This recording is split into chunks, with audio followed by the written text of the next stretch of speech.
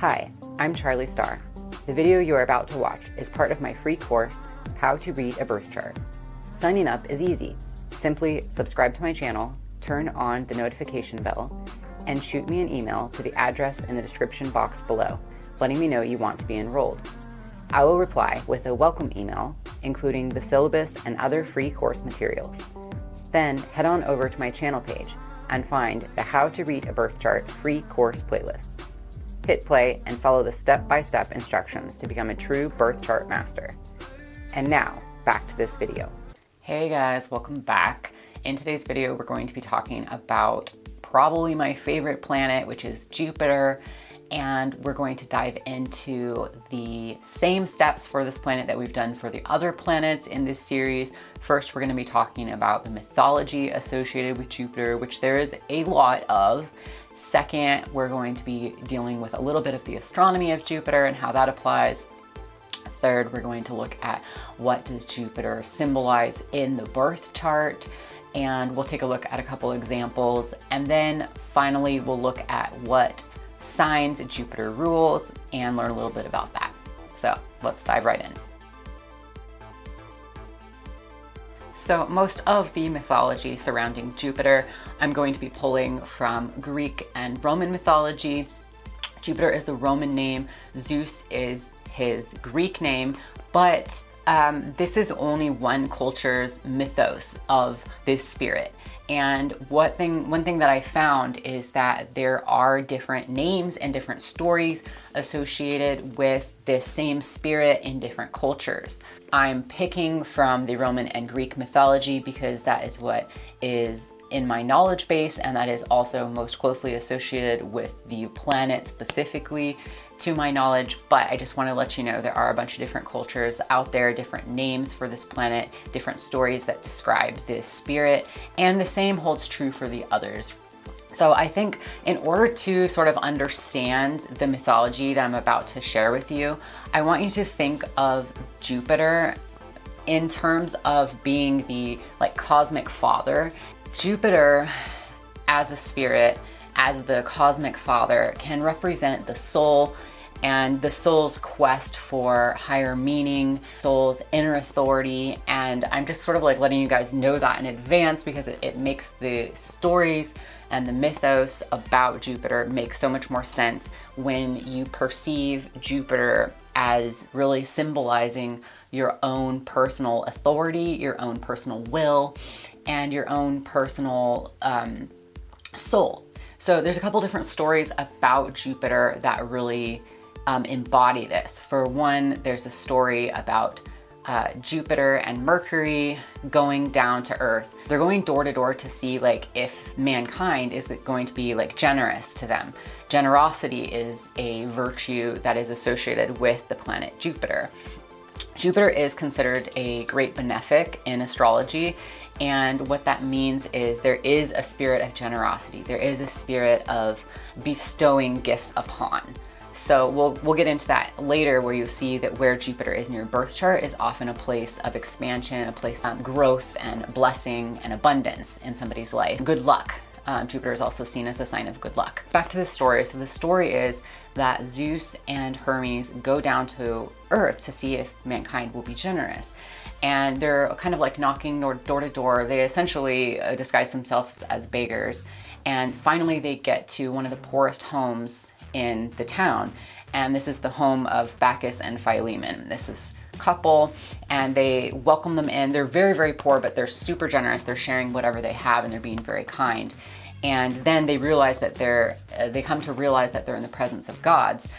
And they're like, whoa, we should have gone and killed the duck for you, or I can't remember if it was a chicken or a duck.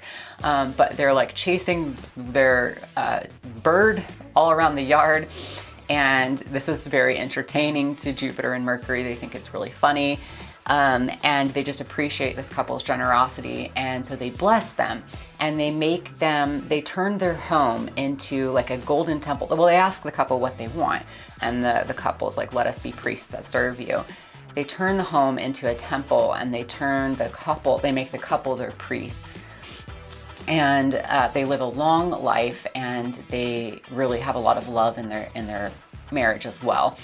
And what that story is really about is it's talking about the spirit of generosity and the spirit of faith and hope, which also is Jupiter's qualities. Jupiter talks a lot about having hope, having faith, and it also really talks about the soul's desire to understand the universe and understand things that are greater than itself. So it has a lot to do with faith and spirituality and hope, and how that actually will make your life rich, even if you are, physically poor. It can transform your simple life into something that is very rich. In another story, the story that has a lot to do with the origin of Jupiter, we have the father of Jupiter is a Titan. So in Greek mythology, the gods have generations. Jupiter and as well Pluto and Neptune were the children of the Titan god and goddesses, which were Saturn and Ops. Saturn is the male deity, and then Ops is the mother deity. They have children, and what happens is Saturn eats his children. This is how the story goes, because Saturn is afraid that his children will overtake him. This is a strange story, right? We have to understand that mythology is symbolic, and what is this symbolizing? Saturn, which we'll talk about in the next video, more about Saturn, but Saturn ultimately represents the structure and the order of the physical universe and how things play out, cause and effect. This is the god of time, this is the god of numbers, this is the god of structure, order, hard work, longevity. All these things are Saturn's realm. And so when we're talking about Saturn representing time and representing the limitations of the physical universe and the structures and laws that apply, the souls that come from that, which would be, you could say that we're souls that come from this, right? We're on this physical structured world and we're born of this. And throughout time, we all die, and that is essentially Saturn eating you, right? Like taking you back into himself. Your body, you die and your body returns to the earth. This is the law of Saturn. And so what happens is, as these children of Saturn and Ops are eaten, Ops is distraught about this.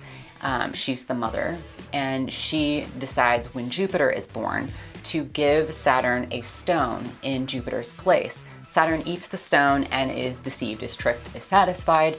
And so essentially Jupiter conquers time, and Jupiter becomes immortal and essentially deified in this way, because he has now broken free of the law that's bound him to time and the physical universe.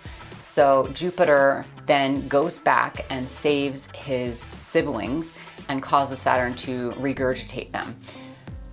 In effect, now the Olympians, which is this generation, are now spirits that have conquered time, and Jupiter has given them dominion over, so that now the Olympians exist outside of time. That's what this is symbolic for. It's symbolic for their immortality, their existence outside of time, them not being bound by the structures of Saturn, right? So there's a whole war that happens after this, where Jupiter battles against Saturn and wins.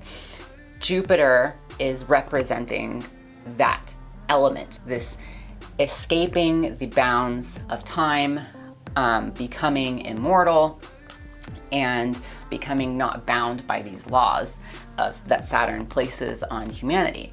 Jupiter has a very sensitive, a very soft spot for humanity, and in some stories, Jupiter is said to be the giver of free will to humanity and the giver of fire, which you can see why both of those things. It's like Jupiter is giving you free will, which is essentially power to manipulate your world within the structured world of Saturn, and also represents the hope of immortality, right? Because the hope of everlasting life, the hope of something beyond being birthed and then being returned to the earth through the cycles of Saturn and the laws of Saturn. So this whole story of Jupiter becoming the king of the gods is really a story about hope for everlasting life. And yeah, so anyway, so there's that story, because a lot of people have heard the story of Jupiter being of Saturn eating his children, and it's a strange story, and if you don't really understand what it's representing, then it can be very confusing, very strange story. So Jupiter becomes the king of the gods, and I'll read you this little excerpt from the classic bestseller Mythology, Timeless Tales of Gods and Heroes by Edith Hamilton. Zeus, in parentheses, Jupiter. Zeus and his brothers drew lots for their share of the universe. So remember, Zeus, or Jupiter, also got Saturn to regurgitate Neptune and Pluto as well. So the sea fell to Poseidon, the underworld to Hades. Zeus became the supreme ruler. He was lord of the sky, the rain god, and the cloud gatherer, who wielded the awful thunderbolt. His power was greater than that of all the other divinities together. All right, so another thing that comes up over and over again in Roman and Greek mythology regarding Jupiter is this story of Zeus, or Jupiter, coming down to earth and falling in love with human women and eventually having sex with them and getting them pregnant. Of course, these stories have to some extent been misunderstood. Jupiter has gotten this reputation as like a womanizer, and there's all these stories about Hera, Jupiter's wife, getting jealous, blah, blah, blah. But originally what these stories are actually talking about, remember, this is all symbolic. So for example, a lot of the time in mythology, people like marry, or gods marry their sister. This is a symbolic story, right? It's talking about the relationship, and it's trying to use human terms to describe a relationship, right? So this is not about incest. This is about describing that they came from the similar energies and that they are working in tandem to create something, right? Similarly, in the stories of Zeus coming down to earth and having erotic encounters with human women, what this is talking about, the reason why it's women, because really Zeus is the third gender, which is the fluid energy moving from one to the other. The reason why it's women is because this is the feminine energy has to do with the receptive and the nurturing qualities, and is also more linked to the earth and the water, whereas Zeus is more linked to the air and the fire, or the spirit. So having the unification of these things, it's a story about enlightenment. It's a story about the spirit and the body, the mind and the soul and the body, all coming together and having self-realization. You find this also in Hindu mythology, where they talk about Shiva and Shakti, or Parvati, Parvati being essentially the divine feminine earth, and then Shiva being the soul. And when you have Shiva and Shakti coming together, that's Kundalini, which is the awakening. It's a realization of the self. It opens up blockages of the ego to have full realization of the self. Dissolution of the ego is very much of a Pisces thing.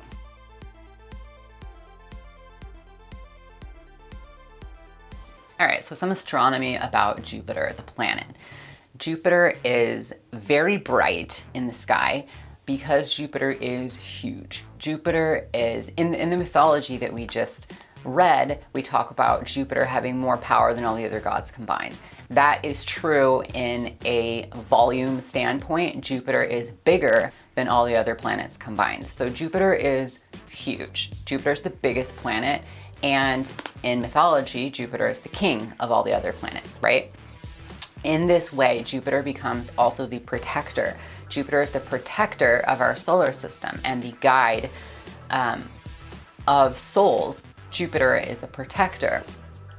A fun fact that I like to tell people about Jupiter is that Jupiter is so big that Jupiter actually, with his gravitational force, pulls in cosmic debris that would otherwise collide into our planet and destroy our planet.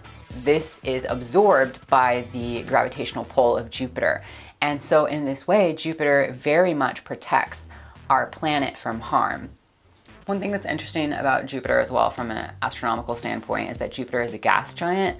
So even though Jupiter has a solid core, we don't really know what's the center of Jupiter's core is made of, or how big it really is, because Jupiter looks so huge and looks solid, but Jupiter's not solid. Jupiter's a gas. And I feel like this has a lot to do with the mysterious qualities of Jupiter. The fact that Jupiter is a planet that asks us to have faith in something that's unseen, and the illusion that Jupiter can sometimes embody as the ruler of Pisces, which we'll get into later. But this is, I think, also just symbolizing the fact that Jupiter is a gas giant, and there's a lot of mystery surrounding what is at the core of Jupiter. There is also a mythology that has Jupiter as the god that essentially is the portal that every soul must enter in order to come to life on Earth. Okay, so in order to incarnate on Earth, they must petition to Jupiter and sign a contract with Jupiter. This contract essentially is your soul going to Mount Olympus, which is where Jupiter's throne is, and petitioning for an incarnation. You're saying, hey, I want to incarnate back onto Earth. Most of us, it's back onto Earth, right? Reincarnation. This is what I want my life to look like. And there's a negotiation process, and eventually you sign a contract with Jupiter and Jupiter's team of other planets in order to say, this is what you're wanting to experience, or this is what you need to experience, or this is what you're here to do. There's a certain amount of your life that is fated, and when you go on down to Earth, your birth chart is in effect your contract, and Jupiter and his team of planets have to make good on that contract. Whatever was agreed upon, whatever you came here to do, to experience, to learn, it is up to Jupiter and his team of planets to ensure that you get that, what you signed up for. They have to fulfill their contract to you, which is to give you what was agreed upon. Because when you come here, there's an element of you forgetting, signing the contract, forgetting what your past lives were.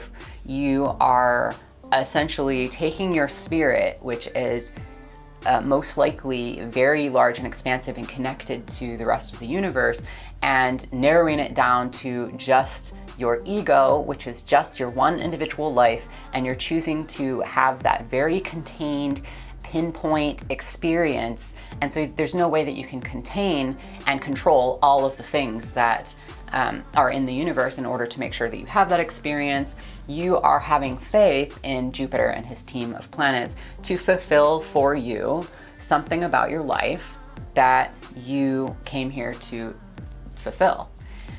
So with that being said, yes, you have free will, but also the planets are under contract to fulfill something for you. And I would call that destiny. And you can see some of that being played out symbolically in your own personal birth chart. So that's one thing that we're here to learn, is how to read the birth chart, how to read this very important contract, this very important document that describes for you who you are and what kinds of things you will experience in this life, okay? So this is all a tool of self-knowledge, self-understanding, self-reflection. And once again, this is all symbolic. And this is why I want to teach this course, you guys, because I don't want to just tell you, like, this is what your contract is saying. I can tell you, these are the symbolic energies, these are how they're interacting with each other. You guys need to find in your heart what that means for you. And I'm trying to give you guys the tools in order to do that for yourself, right? Because nobody can tell you what your destiny is, nobody can tell you who you are except yourself. So this is a fantastic tool for self-knowledge. And I do just share the story of Jupiter and this concept of you going to the throne in Olympus and signing this contract and saying, this is what I am here to learn, and negotiating back and forth with the planets what it is that you will learn, what it is that you will do, what it is that you will fulfill, and trusting that in the combination between your free will on earth and what you have signed up for them to take care of in your destiny, in your destined part of your life, is up to the planets to fulfill. And they will fulfill it because they have signed the contract. And that is the faith that you must have in Jupiter. So what does Jupiter mean in your own birth chart? When you see that Jupiter is in a particular house or a sign or an aspect with other planets, what does that mean? What is it telling you? The first thing that I would have you look at is see what houses, well, we'll get into the signs later, but the signs that Jupiter rules are Pisces and Sagittarius. So when you see what houses those are for you, then you will get an understanding about that house by understanding where Jupiter is in your chart. The most important one being, is Jupiter the ruler of your chart? And you'll know this if you are a Pisces rising or a Sagittarius rising, then Jupiter is your chart ruler.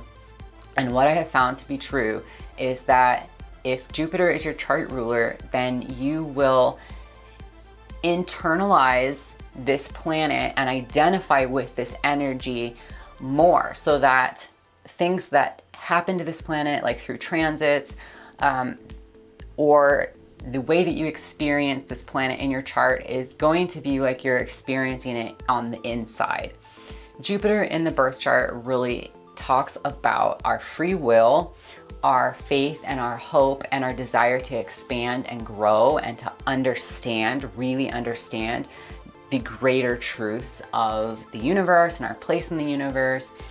And this also has to do with just expansion in general. So desire to travel, desire to try new things, go new places, experience new experiences. This can be drugs, food, new places, new types of people, religion, spirituality, like anything.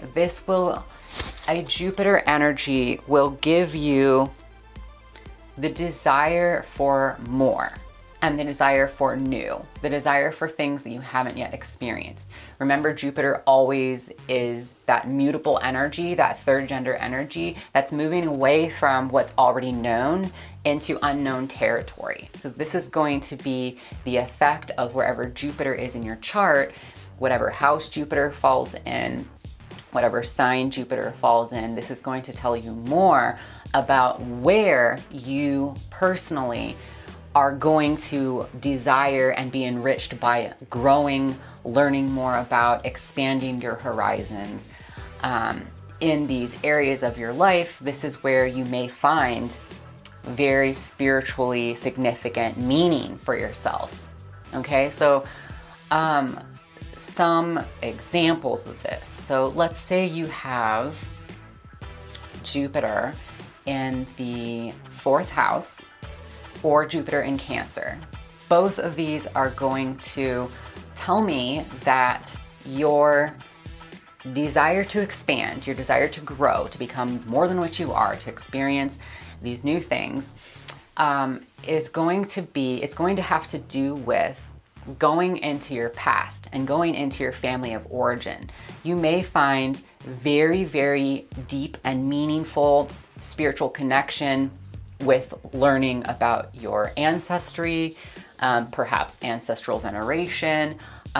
You may be very fulfilled by understanding your family, getting to know your family better, more, deeper, fully. You may be more likely to adapt the spiritual practices and beliefs of your family. This could be, symbolized by different things in the chart, or conflicted by other things in the chart. But these are some of the ways that this could look, right? It's because both Cancer and the 4th house have to do with the past, the family, and also the mother. All right, you may also be intent upon creating a family or a home that is like a harmonious, safe space.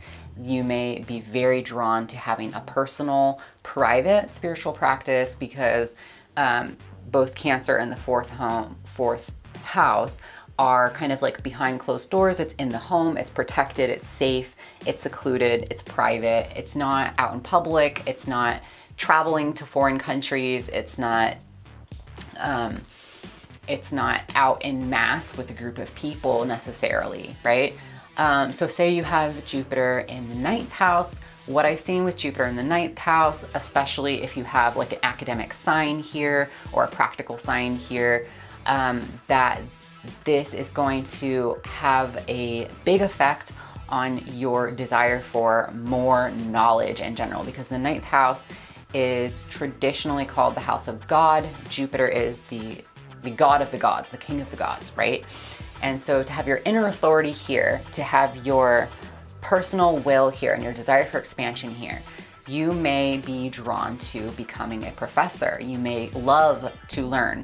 Depending on the sign here, you may love to learn into traditional settings. So you're going to go get your master's, you're going to go get your PhD. You're going to love and thrive in those traditional learning environments, or you may love to learn on your own, right? The method that you're learning and how you're learning is going to have more to do with the sign and maybe also some other parts of your chart. But there's this just desire to learn and to grow your understanding and intellectual knowledge of the world in general. This is going to be a huge part of you. You're going to love to learn, and you may even become a teacher. You may love to teach because Jupiter is the authority, the inner authority, representing the inner authority, especially as you begin to internalize this quality. What I've noticed with Jupiter and Saturn is that they start out representing external factors in a young person's life. Most people don't internalize the Jupiter and Saturn qualities, but as you get older, you start to experience an inner authority, right? So at first, authority is seen as something outside of you. This is your parents, then this is your teachers, then this is your boss, and the same for Saturn. And not to say that those aren't those things in adulthood. You definitely still have authority figures in adulthood, but you begin to own, and at different points for different people and different levels for different people, you begin to own your own personal inner authority. So as you begin to experience the Jupiter qualities inside of yourself, your free will, your kingship, your authority over your own life, and the desire to learn and the power to learn and branch out as you want, you will most likely, if you have Jupiter in a significant part of your chart, like the 9th house, or as your chart ruler, you may desire to teach at some point because you are wanting to be the master. This is the planet of mastery, and you're wanting to now act from a position of authority. So in traditional astrology, Jupiter does represent kings, and Jupiter represents rich men, very rich merchants, men with a lot of authority. One thing that I've seen Jupiter in the 5th house is this person could be very creative because this is the house of creation. They also may have, once again, Jupiter is good luck. So this person may have very good luck when it comes to dating, when it comes to the people that they're attracted to. They may also be attracted to very Jupiter-esque people because the 5th house also talks about our dating life and who we are attracted to. And once again, it's benefic and it's expansive. So this Jupiter expands whatever it touches, and Jupiter often blesses whatever it touches. So this person is likely to have good experience with dating. They potentially could date like a lot of people. The other thing here is that this person could expand or learn more about the world through their encounters, their dating encounters or their sexual encounters with other people. And this is a way for them to grow and expand their mind, is through these types of relationships. Okay, so they may be very attracted to somebody on a dating profile who is of a different background than them, and go on a date with them and find that very, very rewarding and enlightening to like learn about somebody else's completely different perspective. And so that's kind of how they're expanding their world, is through that facet. They also may be blessed with children if that's something that they want to have. I've also seen Jupiter here give people lots of children. Sometimes it doesn't give people children. It's just there's a free will element, right? So this is also an area that you have a lot of free will in, and a lot of personal power in, personal authority in, or at least there's potential for you to have a lot of personal authority and personal power here. So I've also seen this in the chart of somebody who didn't want children and they didn't have any children, right? So they were very effective with their own personal authority at like preventing themselves from ever getting pregnant. You know, despite the fact that they hadn't always been careful, Jupiter is giving them good luck in their will here.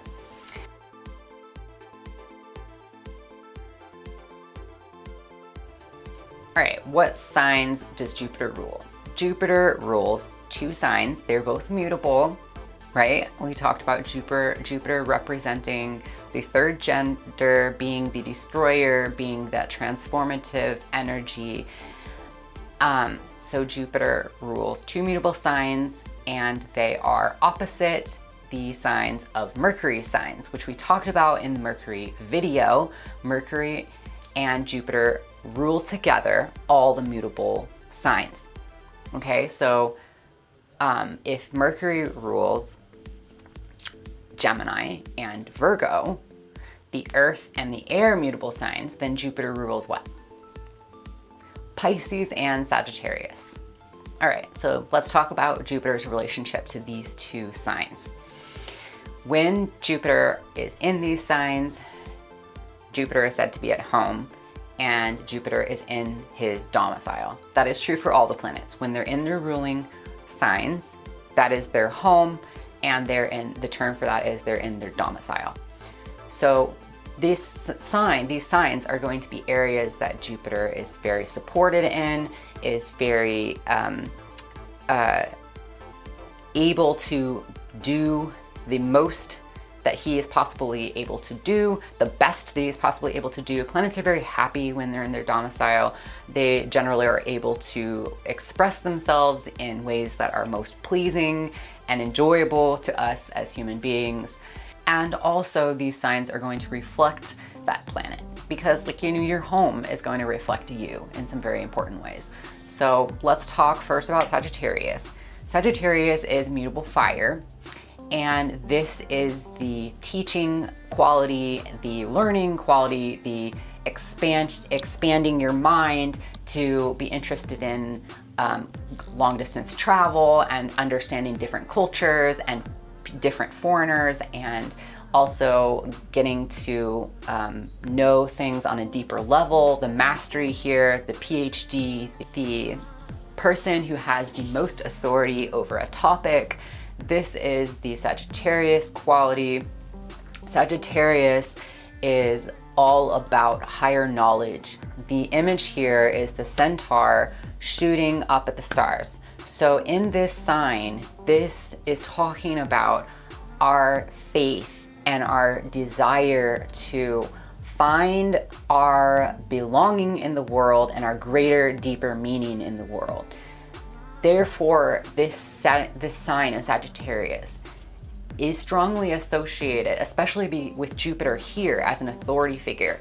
This has a strong energy connected to religion and spirituality, faith, and also college, right? Higher knowledge, higher education. And then when you get to Pisces, which is the other sign that Jupiter rules, Pisces is at the end of the wheel, and Pisces is so expansive that this is a water sign, right? And so this mutable water, everything dissolves. This is the sign of death.